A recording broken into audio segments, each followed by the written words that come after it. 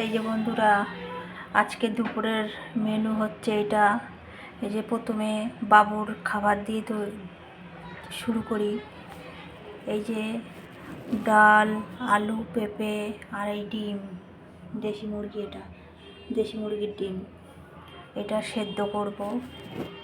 এটা দিয়ে বাবু ভাত খাবে। আর এই যে ব্রকলি কেটে ধুয়ে রেখেছি, এইটা রসুন, এই যে রসুনও কেটে ছাড়িয়ে রেখেছি। রসুন দিয়ে লঙ্কা দিয়ে ভাজা হবে ব্রকলি। আর এই যে বন্ধুরা, মাছ হচ্ছে যে ট্যাংরা মাছ দিয়ে পেঁয়াজ কালি আলু দিয়ে আর এই যে টমেটো দিয়ে তরকারি হবে। আর এই যে চাল ধুয়ে রেখেছি, চাল, এটা ভাত হবে।